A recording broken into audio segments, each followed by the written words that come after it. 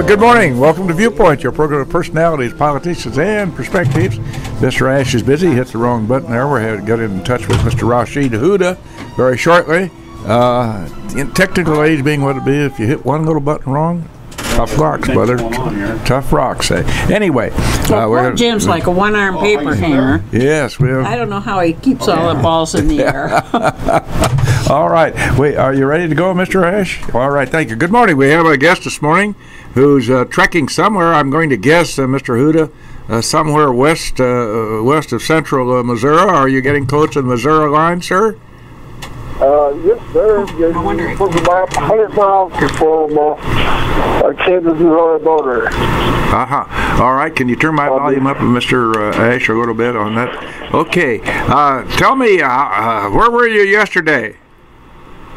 Yesterday, I arrived in Marshfield, Missouri, which is the Route 66 and 44.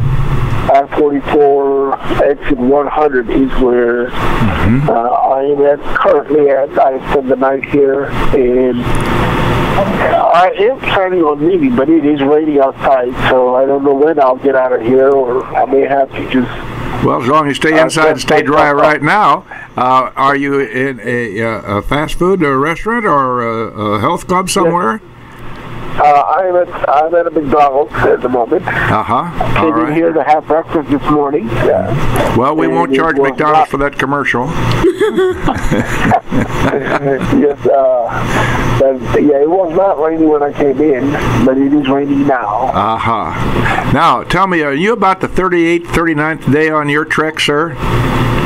I am actually on day 43, starts today. Oh my! Oh dear! All right. Yeah, I'm a few days behind on my blog. Okay. I believe I posted 38 yesterday. I've got about 4 more days to go. All right.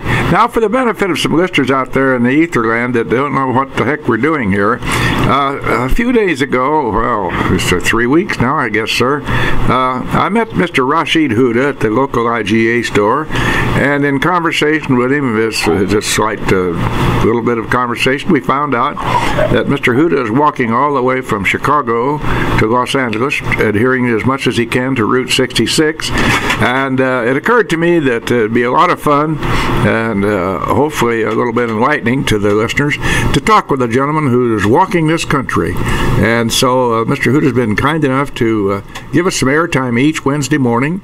I'd like to review, sir. I think I'm. Were you born in this country, sir? No, actually, I was born in India. In India, I don't know where I went wrong on that. I have a friend who lives in New Delhi. Met him 45 years or so ago, and I don't know whether he's still alive or not. I've survived so far. Has there been anything unusual that happened to you on your trek? Well, define unusual. How do you define unusual, right? My trip itself is an unusual thing, so I don't know what you mean by unusual. But I have had some wonderful experiences throughout my journey.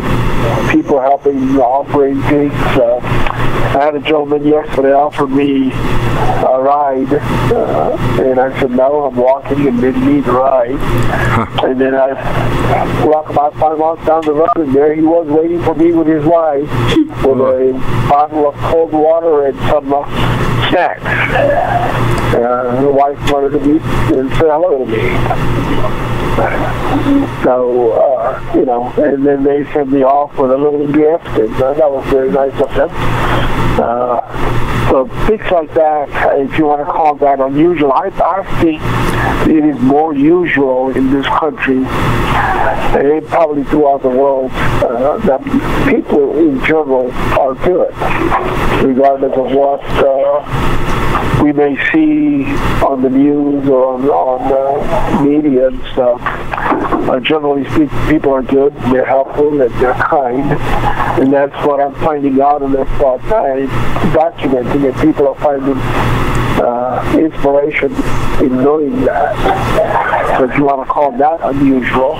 Well, you're appearing to you're experiencing the innate goodness of people, Yes. contrary to what some of the things that as you suggest, we hear and read about in the media. Downright, you're meeting some real down-to-earth people. Have you had any?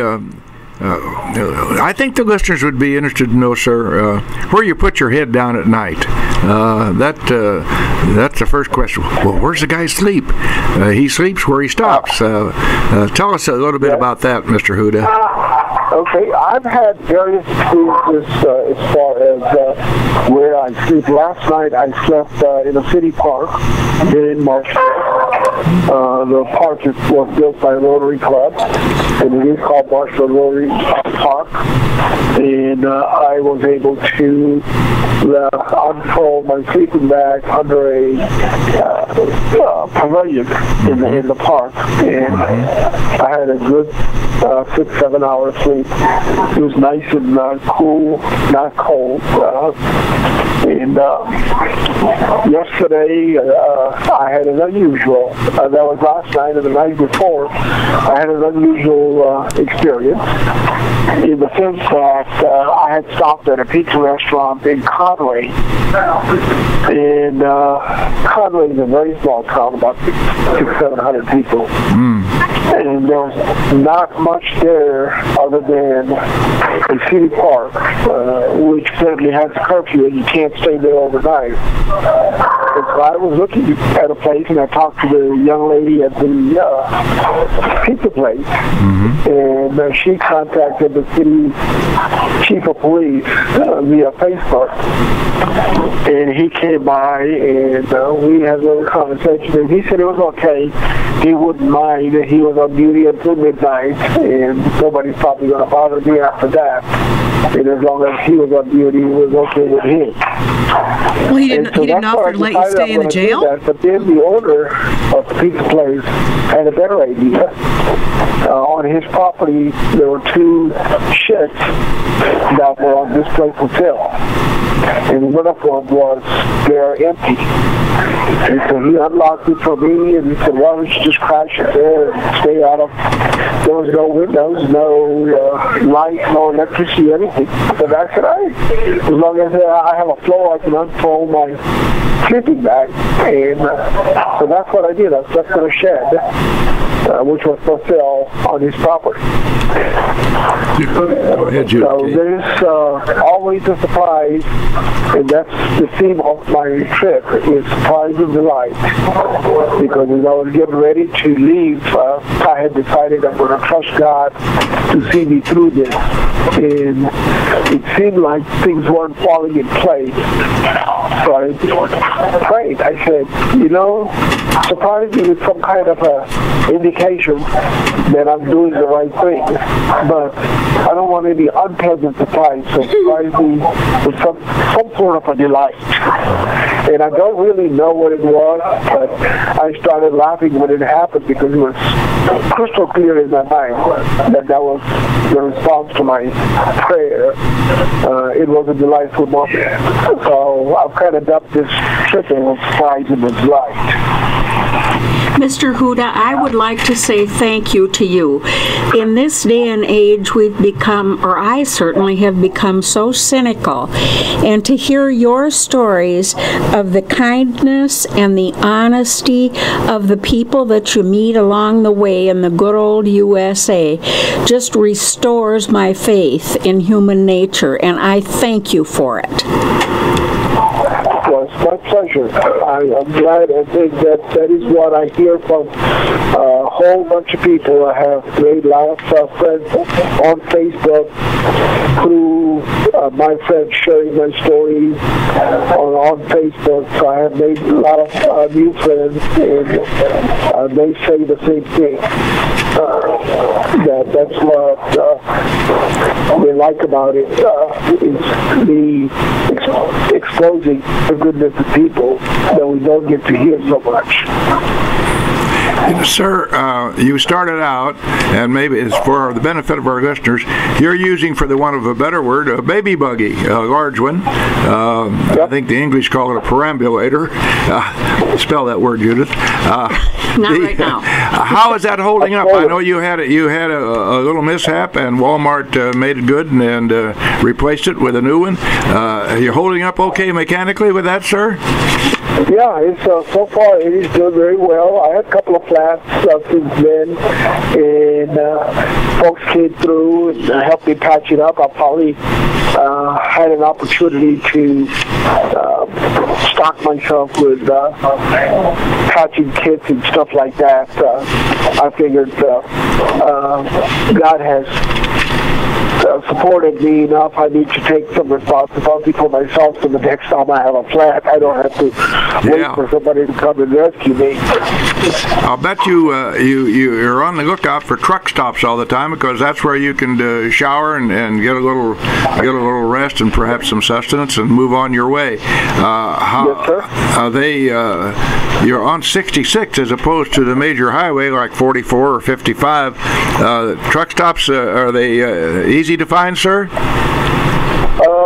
Not quite as easy. As a matter of fact, there was only one that I found that was, it was actually on 66 as well as 44, and that's where most of them are. Sure. Where 66 and a major highway like 44 or 55 merge or get together, cross each other. That's where most of them, like today, my goal is to get to Stratford, and there's a truck stop there that I intend to spend the night at before heading into Springfield tomorrow.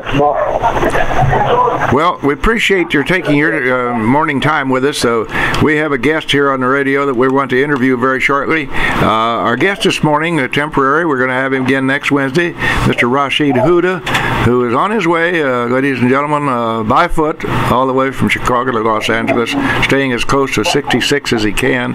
Rasheed, you have yourself a good day, sir. We think of you every day. I'll be sending you an email tonight, and wish you well today, sir. Thank you, sir. You all have a blessed day. Thank you very much, Rasheed. Bye-bye. All right, Jennifer, let's let Judy introduce our guest this morning, for goodness sakes. We're through world traveling now, or country traveling, that is. Our guest today is Jennifer DiPasquale. She's with Abraham Lincoln Memorial Hospital in Lincoln, and she is a dietitian. And we just talked about you just the other day. You can take that off. Oh, okay. Yeah, not to need it. Squishing my hair. At any rate, we talked about you because you were at the Oasis, and you do diabetes counseling there.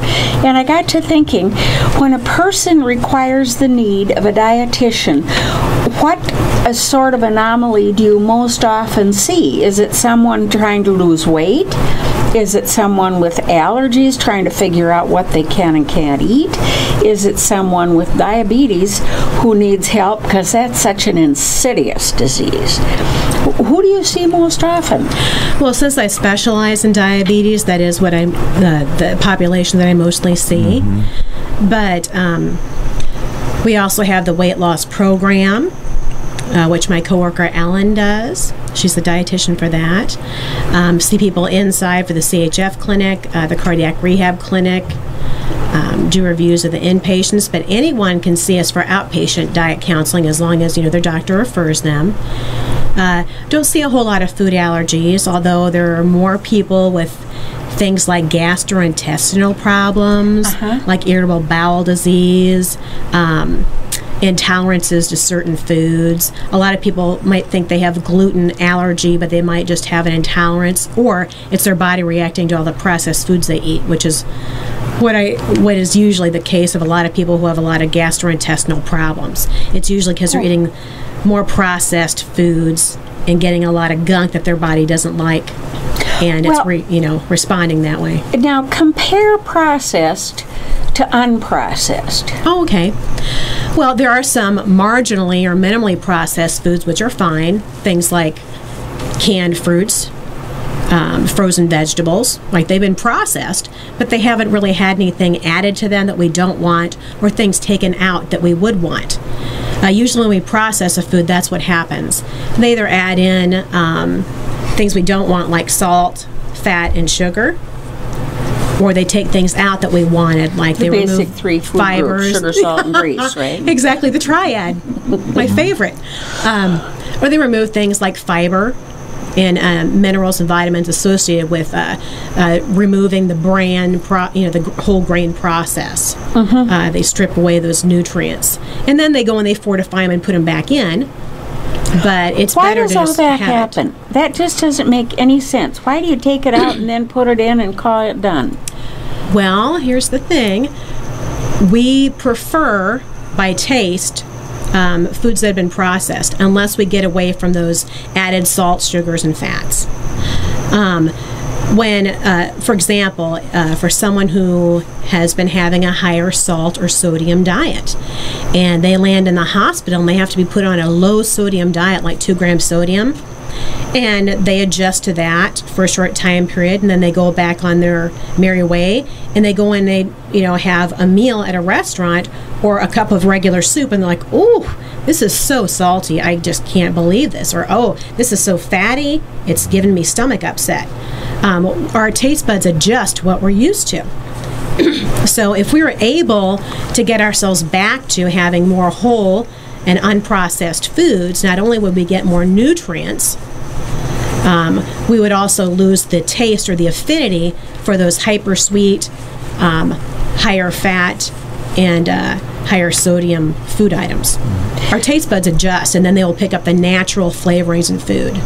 Now, the organic areas in the grocery store, would that be, in fact, more healthy, less processed, or what? Well, it depends on what your definition of organic is. Unfortunately, right now, we don't have a specific... I don't have a definition. I just saw it on a book. Yeah. Well, the FDA is working on regulating specifically what organic means. Some people say organic means made free of genetically modified ingredients, which does not fit the generic criteria right now. You see, you said the magic word there, the FDA. That's the word federal. Now, you see, what... Red. And they're here to help. That in and of Right, itself is here's a huge bureaucracy. So they're always going to be studying something and tell you something's wrong or something's right. Yeah. We'll never get it totally right according to the government. They always going to fix it. Well, that's true. But the idea is if we can stay away from things that have been processed, whether they're organic or not, we can get inorganic fruits and vegetables and we can scrub them well. And if we had a very wide variety of those fruits and vegetables, we wouldn't be exposed to any particular chemical that may have been sprayed on them that it should amount to a dangerous amount in our body. Because it doesn't permeate the carrots, It does. for instance? Well, there, and I can't remember off the top of my head, the Dirty Dozen. They release every year the Dirty Dozen, the top 12, or Baker's Dozen 13. Yeah. Fruits and vegetables or produce items that you should buy organic if you can afford it. Okay. Well, that's a big rub. Yeah. If you that's a big if. If it's in a form where the peel is going to be removed, you don't really have to worry about it. It's not going to soak through a thick peel and get to your food. But things like berries, Yes. grapes, some apples, peaches, nectarines, things where you can't really scrub the outside skin without it becoming damaged. Those are things that it would benefit you to look for organic if you can afford it. Well, when you buy a bunch of grapes and you put them in the colander, in the sink, and rinse them with the sprayer thing, is that good, or do you have to buy a bottle of that stuff that you spray on them? Oh, you don't have to buy a bottle of that stuff, but what gets it done is the agitation. Well, you can't agitate each grape. I mean, I don't have that kind of time. Listen, folks, we're gonna agitate some people if we don't stop and take the commercial. Listen to him. Yeah. Our sponsors will be agitated if we don't honor them. So go right ahead, Mr. Rash. It's presence of mind. Right here, back live in the studio at WGN, WLCN here. You know, after all these years, I see no reason why we can't be cognizant of when we go on the air. We've got to quit this talking over the song. Well, we're just having fun here in the studio. Our guest this morning is Jennifer DiPasquale, and we're talking about dietitians and dietary necessities and so forth. But speaking of such matters as diet, we kind of truncated things this morning and having a talk with Mr. Hooda as he walks across the country. I'd like to remind you that this Friday on September the 2nd, Elkhart, those good folks down there, they're having an art and music on the prairie event, and it's pretty doggone inexpensive, $15 a head, $25 per couple. And they're going to have art, food, and live music at all 3 shops: Horse Feathers, the Wild Hair Cafe, Bird Song Books, and Vinny's the Country Bumpkin. So I've got a number here, 947-2238. Call down there. You'll have a fun evening. Gene and I have always enjoyed ourselves when we go down to the Elkhart environs and particularly to Wild Hair, so forth. Now, one other thing we've got coming up at the Oasis, a little later, 9/11, Sunday, 9/11. Breakfast and at the Oasis and the big pie auction. Yeah, and it's a big breakfast and a big pie auction, 2 bigs. You'll have a good time there. And so put down those 2 dates, this Friday on the 2nd and then next Sunday on the 11th. A couple of big things coming up. Let's get back on the subject of the day and have Mrs. DiPasquale all right. regale us with she'll go right ahead. You have some things that you want to cover because you have a list on you. Go right ahead, Jennifer. You asked me to come and talk about dietary supplements today. Oh, yes. So yes. Getting back to really trying to have more whole and less processed foods falls right in line with thinking about whether or not you need to have a dietary supplement. A lot of people ask me, well, do I need one? Let's define dietary supplement. Well, anything that you add to your normal daily intake. You're just supplementing anything you add to what you normally eat. So that would cover then from the bottle of vitamins to the bottle of chocolate drink. And flax meal, yeah. Or your evening wine. Omega-3 fatty acids. Or my evening wine. Bee pollen. Yeah, whatever you feel like you're adding for a usually for a specific health reason. Oh. Yeah. Well, wine's a good health reason. Well, specificity is fine. You like that word? But Can spell it. Beyond that, people hear, hey, you ought to take B12, so they buy a bottle of that. Hey, you ought to take magnesium, so they buy a bottle of that. Or fish oil. Pretty soon fresh oil. So pretty soon they got 20 bottles of stuff that they don't know what they're taking it for. Right. And do things like that ever fight one another? Are we overdoing it? Absolutely. And the first thing that you want to ask yourself when you're looking at, do I need to have a dietary supplement? Number one, do you eat 5 or more servings of fruits and vegetables a day in a wide variety of colors? Most people in America are going to say, no, I don't. Yeah. Not most days of the week. Well, then if you're one of those people, then taking a generic multivitamin mineral supplement every other day would be appropriate. Or if you're a child, every day, one of the chewable children's ones. Okay.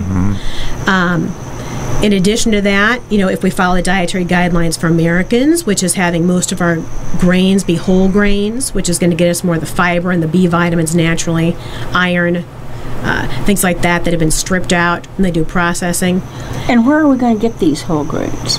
Oh, whole grains? It's very easy. The first idea or the first item on the ingredient package is going to say whole grain. Almost all of our products have a big smack dab on the front of the package. 23 grams of whole grain, 16 grams of whole grain, 8 grams of whole grain, because we're so much pushing the whole grains. But if it's an actual whole grain product like oats, quinoa, barley, buckwheat, amaranth, sorghum, millet. Like oatmeal? Yeah. For instance? Oatmeal, well, you eat that every day, don't you, Jim? Yeah, that's an actual whole grain before we process it out into a cracker or a bread or a pita wrap or whatever. Yeah. Rice is also a whole grain. especially the brown rice that hasn't had the bran processed off the top of it. Yeah. So whole grains are very important. The fruits and vegetables, getting our dairy. Okay, if we don't get enough dairy or a source of calcium which is adequate with vitamin D, we're very much at risk for deficiency. So if you don't eat a varied diet, that puts you at risk. If you're young, that puts you at risk of needing a supplement. If you're older, that puts you at risk of needing a supplement. Okay. If you're pregnant, if you're trying to become pregnant, if you have certain allergies or disease states, there are a lot of different things that make any particular person need a supplement. But for people in the general public without any special needs, thinking that they need to be supplemented, maybe not. If we eat that varied diet, we might still benefit from a 100% RDA multivitamin mineral supplement. Okay? RDA? But again, yeah, recommended daily allowance. Okay. And then the DRIs. If you look at the label, it'll have the percentages, specifically what percent does it meet. And if it meets about 100% of most vitamins and minerals, then that's a good one. We do not need, however, mega supplements. Very few people need those mega supplements. If you do, it will be because your doctor or dietitian specifically told you that you need replacement of a nutrient because of a disease state. Like people who have had gastric bypass surgery, they can't absorb certain nutrients. They have to take large doses of replacement for the rest of their lives. People who are vitamin D deficient, like myself. Most people in this country over the age of 65 who have lighter skin are vitamin deficient, especially if you live above Atlanta, Georgia line. We don't get enough sunlight, we wear sunscreen, we're vitamin D deficient, and we need to take replacement. And then once we're level, we have to continue to take vitamin D to keep our blood levels normalized. You see, that's interesting. You talk about the advantage of sunlight and so forth. Then when people go out and say they go on the golf course, they put sunscreen on. Or if they're going to the beach, they put sunscreen on to protect themselves from the rays of the sun. If we get 15 minutes of those sun rays a day, that's great. So if you want to carry your sunscreen around with you and put it on after 15 minutes, that would be perfectly appropriate. But most of us put it on in the morning or before we leave the house, and then we don't get that small amount, that window of sunshine that we need to be able to convert to active vitamin D. A couple generations ago, women especially, avoided the sun at all costs because it wasn't beautiful to be dark, at all tanned or anything, and then there are people like me who are just, because of their heritage, if you're 100% Norwegian, you're not bound to have brown eyes and black hair, And so then you get skin cancer. Well, you don't want to be out in the sun. Right. So for people who need to replete their vitamin D stores like me, or for other people who don't get adequate sun, what you can do is you can have your doctor draw a vitamin D level. It's just a blood test. And the other nutrient that we worry the most about for most people, especially older people, vitamin B12, being deficient in that leads to some kinds of anemias, blood disorder. You can always have your doctor draw a blood level, for iron, D, B12, folic acid, your other B vitamins. They can draw that blood level and see if you're deficient. And then you can know more about whether or not you need a specific vitamin mineral replacement. But it's not real smart to just go to the store and buy one of each thing on the counter. That's why a generic multivitamin mineral is best. And then if you need more specifics, then you'd find that out from your doctor, your lab results, or a consultation with a dietitian, where we would go through and find out, what do you normally eat, what things do you not eat, do you not have calcium in your diet? Well, then you probably need a calcium supplement. And if you don't have calcium in your diet, and calcium and vitamin D need each other to absorb, you probably need vitamin D also. Which brings me to milk, calcium. Jean, for instance, wants skim milk. Worried about, I guess, coagulation in the veins and so forth. At our age, we're not likely to have a problem like that, 90s and up. Well, I drink the real McCoy. I drink the whole. I'm just like at our age, it be what it be. Yeah. Well, that's what I say. Well, if you've already reached life expectancy and know about how long people in your family usually live to be, switching from whole milk, if that's what you've drank all your life, to skim milk at that point, you're probably not going to, if you're not going to be living 10 or more years to be able to build up enough plaque in your arteries for it to make a significant difference for you, then it's probably not something that you have to focus on, right? Well, if you're 45 years old and you're drinking whole milk, it would really be a good idea to switch to a much lower fat milk, because especially if you drink enough of it, because you'll be getting enough saturated fat and have plenty of years to slather up your arteries with plaque, right? Well, now, isn't skim milk, I always thought it was just as good for you, except if it's a baby, just as good for you as any other milk, because they like you were talking about, they put all the whatever back in there except the fat. Yes, the only nutrient difference in most milks is the fat content. However, though, there's recent studies that show that the fat in milk is more satisfying or promotes satiety or a feeling of fullness and satisfaction. And that might be why we're seeing people who drink adequate milk intake have an easier time losing weight, because they're more satisfied and they may crave less fat from other sources. What about these other milks that people drink? Oh, like me? Almond milk and what else? What kind? Yeah, cashew, coconut, soy, almond, rice.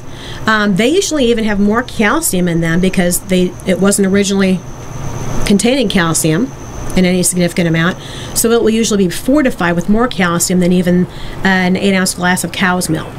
And that's great for people who are trying to have less animal fat in their diet, to go for the non-animal milks, especially for people who don't tolerate the protein in the animal milk, or have trouble digesting it because it causes gas or discomfort.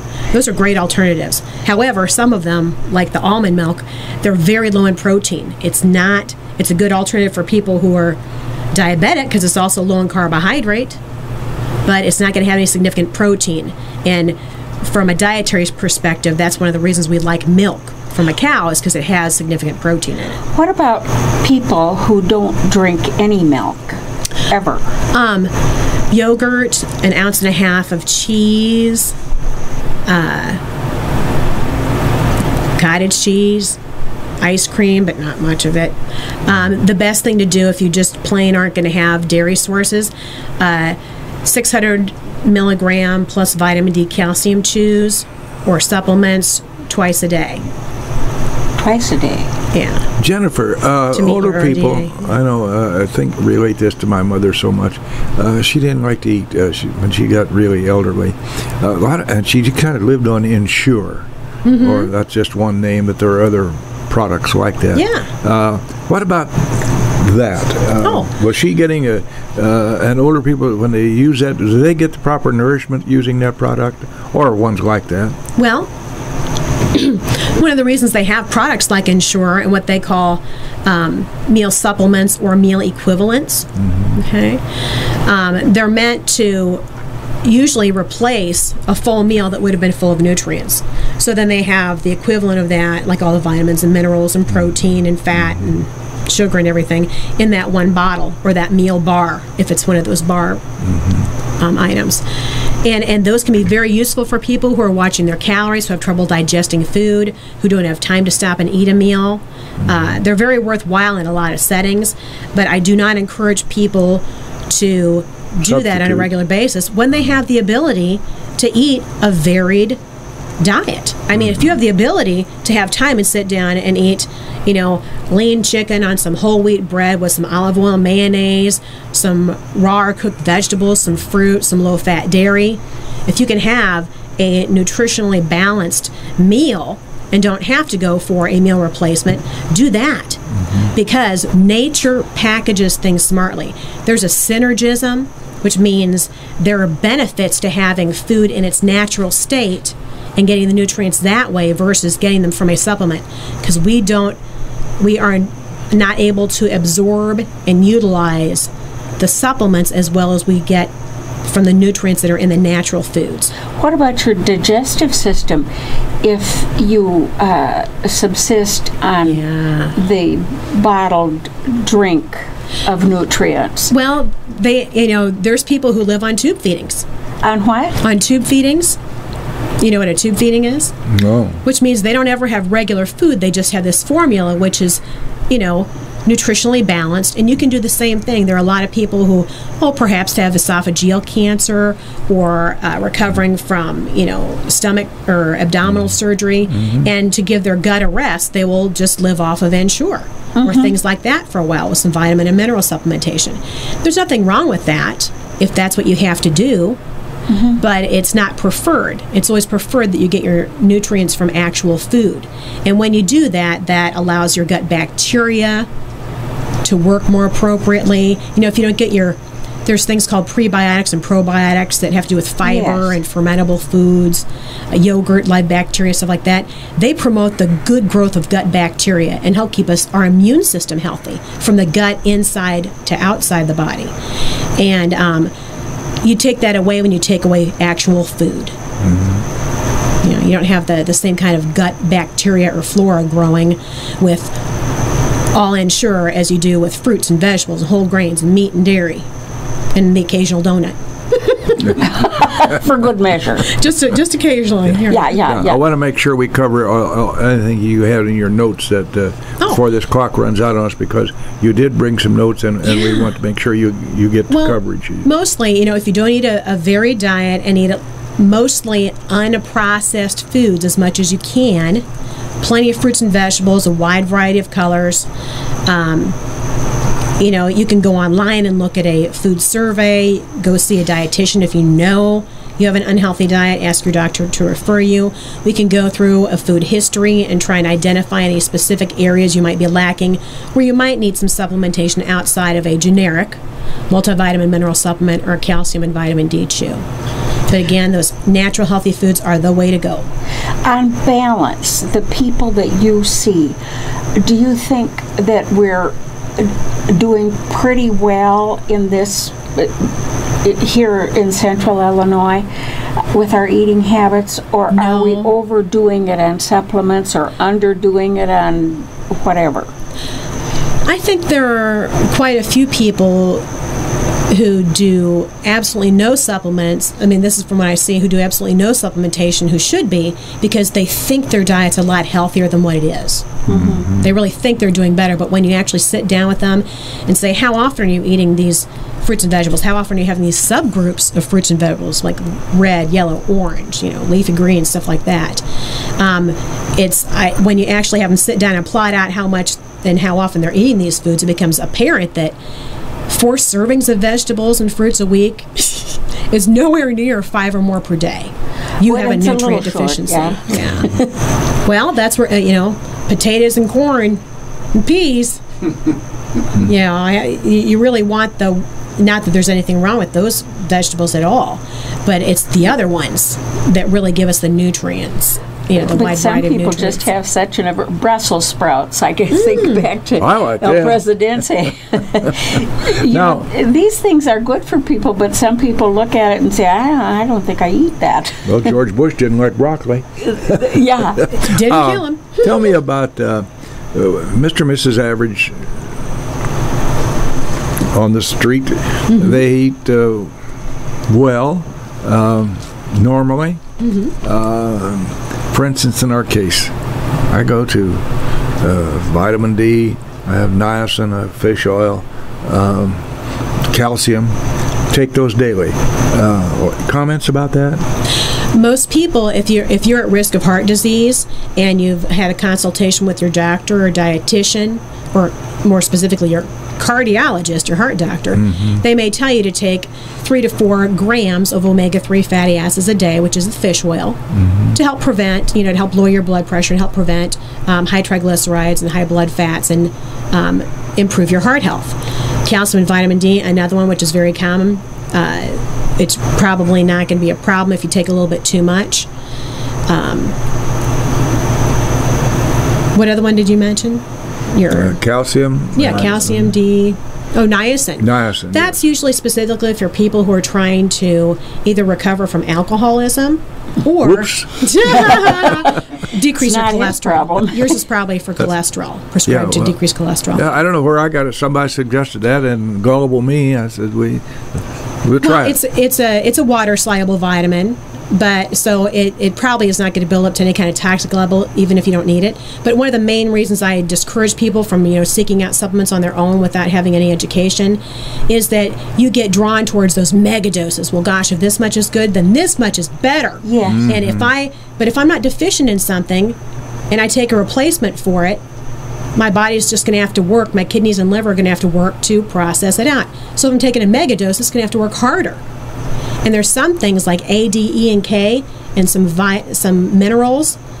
They're fat soluble, and they can be stored in our body and become toxic.